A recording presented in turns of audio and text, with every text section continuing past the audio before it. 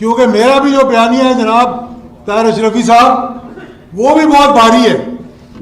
अगर उस बयानिए पे मैं आ गया और वो बातें मैंने करनी शुरू कर दी, तो ये जो आज बता रहे हैं कि रात को 2:30 बजे मुझे ISI के चीफ का फोन आया और मुझे कहा कि तुम इस्तीफा दे दो, मैं समझता हूं कि इससे डरपोक और इससे कमजोर वजीर आजम इस मुल्क को मिल ही नहीं सकता। ये बात है करने की। आप मुझे बताएं कि कभी अदारों ने भी टेलीफोन करके कहा कि जनाब वजीर आजम साहब, आप शायद सो रहे होंगे, मुझे अपना इस्तीफा दे दें। इस कदर झूठ बोलते हैं। फिर मैंने एक अपने भाई की बात सुनी है, अभी ताहिर अशरफी साहब ने भी कहा, कहने लगा हमें चीफ ऑफ आर्मी स्टाफ ने बुलाया, 3 घंटे हमारी मुलाकात हुई। अब अंदर की बात तो मैं नहीं बताना चाहता, क्योंकि फौज का तर्जुमान हर बात के तो जवाब दे नहीं सकता। अगर वो इस बात में उलझ गए तो बाकी सरहदों की हिफाजत कौन करेगा? लाइन ऑफ कंट्रोल को कौन संभालेगा? अफगानिस्तान की बाढ़ को कौन संभालेगा? दहशतगर्दी के खिलाफ जो जंग है, जिसमें आज भी हमारे मासूम अफवाज पाकिस्तान के वो जज्बाती कप्तान और लेफ्टिनेंट और सिपाही, जिनकी लाशें आज भी शहीद होकर आ रही हैं, और उनके वालिदैन की कुर्बानी देखें कि जिनकी माएँ ये कहती हैं कि एक और बच्चा हो तो उसको ही मैं सरहद पे भेजूं। तो जनाब हजरत मेरे भाई भी हैं, दोस्त भी हैं, कहने लगे कि हमें चीफ ऑफ आर्मी स्टाफ ने बुलाया और चीफ ऑफ आर्मी स्टाफ ने कहा कि जो कुछ मैं नवाज शरीफ के खिलाफ कर रहा हूं तुम इसके बीच में नहीं आना। मैं जनाब गफूर हैदरी साहब को यह कहना चाहता हूं कि तुम अल्लाह को हाजिर नाजिर जानकर हलफ दे के ये बात कह दो, मैं सियासत छोड़कर चला जाऊंगा इस मुल्क से। बहुत आप कमाल की बात कर रहे हैं, जो मुंह में आता है बोल देते हैं। आपका क्या ख्याल है कि यहां कोई फौज का तर्जुमान खड़ा होकर, मैंने तो पहले कहा था DG ISPR साहब को कि जनाब आपको इनका जवाब नहीं देना चाहिए। ये जो लाइन लगा के गेट नंबर 4 के बाहर खड़े होते हैं, और आज मैं वो टेलीफोन की लॉग बुक उठा के ले आऊं कि कितनी कॉलें ये करते हैं मुलाकात के लिए, तो आप हैरान रह जाएंगे। और कितनी मुलाकातें की चीफ ऑफ आर्मी स्टाफ से या DG ISI से तो मिलना बहुत दूर की बात है। मैंने उनके करीबी रिश्तेदार के घर 6 मरतबा शहबाज शरीफ को अपनी आंखों से बैठे हुए देखा, और कसम उठा के कहता हूं मैं कि वो लोग मुस्लिम लीग नून की क़यादत जो कल लाहौर के अंदर एक जलसे से खिताब कर रहे थे, वो 2-2 दिन उनके घर के बाहर बैठे रहते थे और वो टाइम नहीं देते थे उनको। वो तो बहुत बड़ी बात है। मैंने इनको देखा स्टेशन कमांडर लाहौर 1999 के कू के बाद, वो ब्रिगेडियर साहब के दफ्तर में वो लोग बैठे होते थे जो आज पाकिस्तान के बहुत बड़े जमहूरियत का आलम उठाकर खड़े हुए हैं कि जमहूरियत के लिए हम कुर्बानियां दे दें। यार तुम मतलब कोई थोड़ा बहुत, और फिर ये बयान देना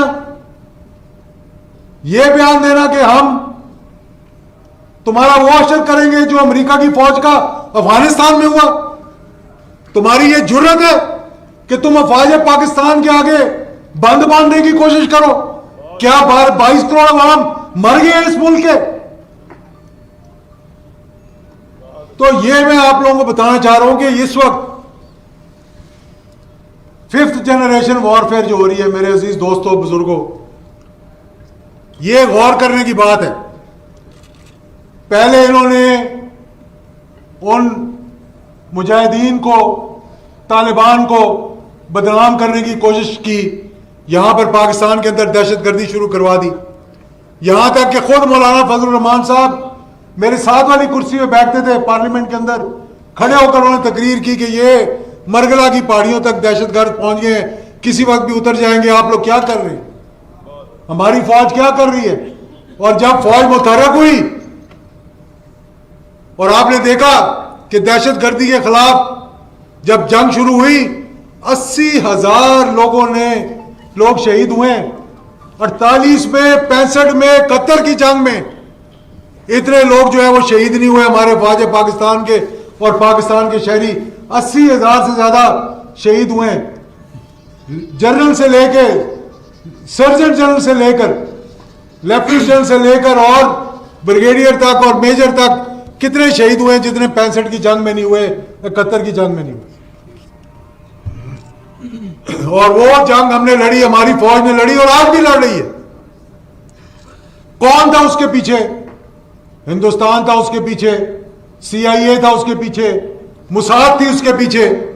ये तमाम एजेंसियां जो पाकिस्तान को कमजोर करना चाहती थी, अल्लाह के फजलो करम से फिर वो हमारे कायदीन थे जो आज शुक्र अल्हम्दुलिल्लाह इंग्लैंड में बैठे हुए कोने के अंदर अल्ताफ हुसैन साहब जब ये तकरीर करते थे 3-3 घंटे टेलीविजन के ऊपर, और कभी DG रेंजर्स को बुरा भला कहना, कभी किसी को बुरा भला कहना, और हशर ये हुआ कि आज कोई पाकिस्तान में उनका नाम लेने के बराबर। बेशक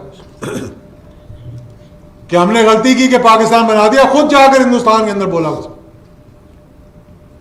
इनको तो पता ही नहीं कि मुल्क कितनी कुर्बानियों से बना था। उसके बाद गुलबशन यादेव जैसे लोगों को भेज दिया इस मुल्क के अंदर। उसके बाद इन्होंने दहशतगर्दी शुरू करवा दी। आज कराची में भी अमन हो गया।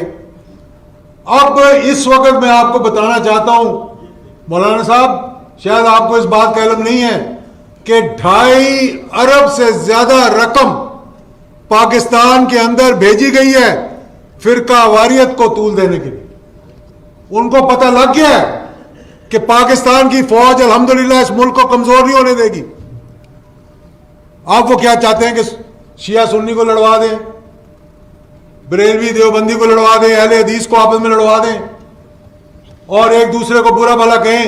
ये तो हमारे उलमा की मेहरबानी है जिन्होंने मुहर्रम में काबू कर लिया। और आज फिर इस मुल्क के अंदर ये बात भी मैंने बहुत से उलमा इकराम को कही। पिछली तरह अहमदुल हक साहब चले गए, यहां बैठे हैं, इनके फंक्शन में मैंने ये बात कही थी कि इस मुल्क के अंदर उलमा इकराम की कमजोरी ये है कि वो एक प्लेटफॉर्म पर इकट्ठे नहीं हुए। क्या ला इलाहा इल्लल्लाह मोहम्मद रसूलुल्लाह के कलमे पे ये बनने वाला मुल्क के पाकिस्तान का मतलब क्या? ला इलाहा इल्लल्लाह मोहम्मद रसूलुल्लाह। और फिर हमें इधर इस मुल्क के अंदर जहां 22 करोड़ अवाम मुसलमान है, कलमा गो है, फिर हमें तहफ़्फ़ुज़ नमूस रिसालत की जरूरत पड़े। अगर हम सब इकट्ठे हो, मैं यकीन से कहता हूं कि किसी की जुर्रत नहीं कि वो खत्म नबूवत के खिलाफ बात करे। बेशक किसी की जुर्रत हो सकती है? ये हरगिज़ नहीं। ये हमारी अपनी कमजोरी है कि अज़मत सहाबा बहुत बड़ी बड़ी रैलीज निकल रही। क्या वजह हुई है कि हमारी कमजोरी की वजह से उन पे उंगली उठी, उनके बारे में बात की गई पाकिस्तान को कमजोर करने के लिए, और हम उसका निशाना बनते जा रहे हैं। आज मैं इन लोगों से पूछता हूं कि कौन यहां पर, मैं तो उस बयानिए पे अभी आना ही नहीं चाहता। जब उस बयानिए पे आऊंगा शायद आप लोग बोझ ही ना उठा सके उसका, क्योंकि मैं इनके अंदर की बात बताऊं आपको कि ये क्या करते रहे माजी के अंदर। आज कहते हैं कि मेरे बयानिए का बोझ उठाना बड़ा मुश्किल है। कहां था वो बयानिया? मुझे बताएं, कहां था वो बयानिया जब आप जनरल जिलानी के घर बैठे के बाहर बैठे रहते थे सारा सारा दिन? किधर था वो बयानिया? कहां था वो बयानिया जब आपकी बोरी से पीर पगाड़ा ने कहा कि दाने गिरने शुरू हो गए और ज़ियाउल हक शहीद ने जाकर कहा कि मैंने उस बोरी को सी दिया? कहां था वो बयानिया? दाने तो सारे गिर चुके थे, जा चुके थे। कहां था वो बयानिया जब ज़ियाउल हक शहीद ने कहा कि मेरी उम्र भी इसको लग जाए? वो फौज जिसने आप लोगों को पाला, कोई चीफ ऑफ आर्मी स्टाफ को अपना डैडी कहता था, कोई उसकी पार्टी का सेक्रेटरी जनरल बन जाता था। जवेद इकबाल साहब, आपका भी शुक्रिया कि आप तशरीफ लाए, खान अब्दुल कयूम खान के साथियों में से, और ऑर्गेनाइजर हैं खान अब्दुल कयूम खान मुस्लिम लीग के आज सूबा सरहद के बड़ी देर से बैठे हुए हैं, इनकी उम्र भी बड़ी है।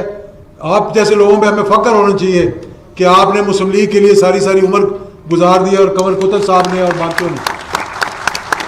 तो मेरे दोस्तों और बुजुर्गों, मैं सिर्फ ये आपको बताना चाहता हूँ, इंशाल्लाह इस्तिकाम पाकिस्तान का सिलसिला रुकने वाला नहीं है। इंशाल्लाह ये तो इब्तिदा है, इसको इंशाल्लाह हम इंतहा पे लेकर जाएंगे इंशाल्लाह, और उस इंतहा पे लेकर जाएंगे कि जहां ये किसी की जुर्रत नहीं होगी कि पाकिस्तान के दफा के खिलाफ, पाकिस्तान की फौज के खिलाफ, पाकिस्तान की सरहदों के खिलाफ, पाकिस्तान के दुश्मन बनकर आप ये बयानियां देना शुरू कर दें। पहले भी ये हो चुका है जनाब। मुझे याद है वो दिन कि जब मैं बैठा हुआ था और मैं हैरान रह गया सुनकर कि अपने ही मुल्क के जो हमारे वजीर आजम थे कहने लगे ये बम्बई में जो हमला हुआ है ये हमने लोगों को भेजेगा। वो खुदा का खौफ करो। वो अजमल कसाब का हमें आज तक नहीं पता कि पाकिस्तानी था भी कि नहीं था।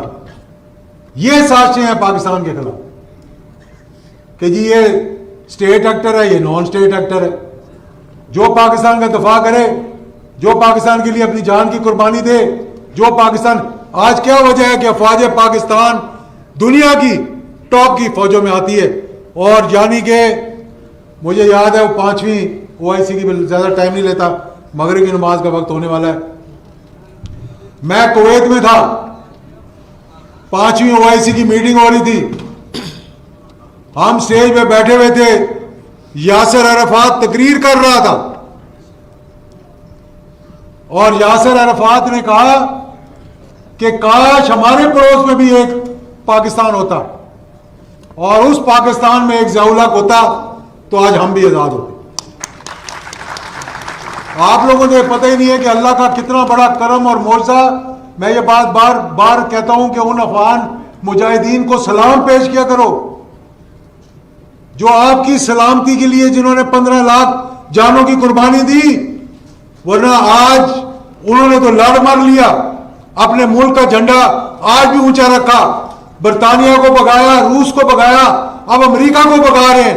और भाई यहां से तो हम लोगों ने उनके कदमों में बैठ जाना था। कौन है यहां कुर्बानी देने वाले, मुझे बताएं ना जरा। बातें करने वाले बहुत हैं, तकरीरें करने वाले बहुत हैं, उनको सलाम पेश करो। अगर वो जहाद अफगानिस्तान ना होता आज पाकिस्तान का न्यूक्लियर प्रोग्राम भी ना होता।